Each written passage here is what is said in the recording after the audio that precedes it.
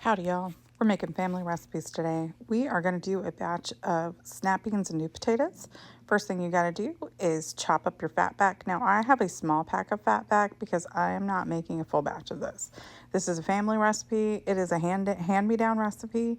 And oddly enough, if you ever hear me talk about my grandma, one of the things I say is that she had her own cookbook. She had several of them. This is not a recipe in the cookbooks. This is one of those recipes that I made with her.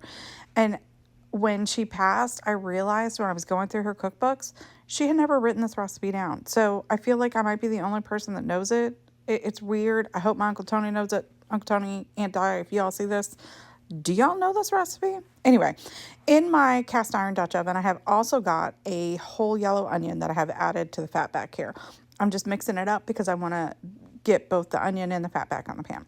Mama, when she cooked this recipe, would do 2 to 3 pounds of snap beans. She had to feed a freaking army. I'm not feeding an army. It's just a couple people.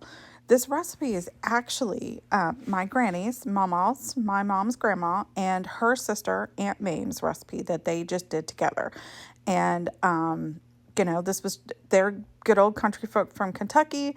A lot of my canning thoughts and stuff come from them, come from Mama and things she talked about with them.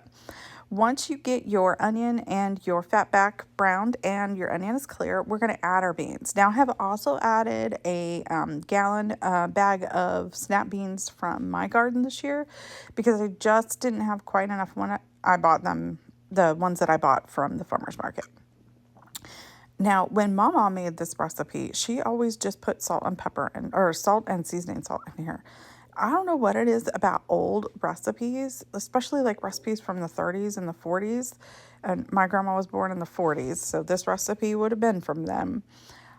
They always do seasoned salt and everything. I don't know if that is because that is one of the first things that McCormick put out. Seasoning salt is just paprika, onion powder, and salt.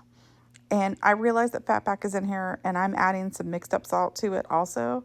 And you're like, gosh, that's going to be super salty. It is not, because once you add the potatoes and the broth, a lot of that is there. I mean, don't get me wrong, there's still salt in there, but it also cooks for hours, preferably almost all day if possible. But once you add your seasoning, we are going to mix around because we want a lot of that fat back. We want the grease from that to move around and, get everywhere.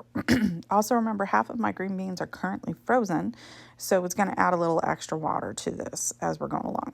Now, Mama always said that you add 2 to 3 potatoes per person. If you have somebody who loves taters, they need 3. If you have somebody who doesn't love taters, maybe only 1. Now, sometimes when I make this recipe, I will also add in mushrooms. My husband and I both like mushrooms quite a bit, but we're going semi-traditional with this today and no shrooms. My husband, on the other hand, thinks that potatoes should be with every meal. So as you can see, quite a bit of potatoes are happening here. To our, and again, we're going to mix them around because I want to feel that fat back grease all over. We're going to mix these up, and after we have done so, we are going to add chicken broth. I am adding chicken broth I made from March, and normally you want to cover the potatoes all the way. But again, half of my beans are frozen. I know that there's going to be some extra water added in here. But I'm doing about 1.5 quarts of chicken broth. I already have this one open in the fridge. But look at this one. This came from my shelf.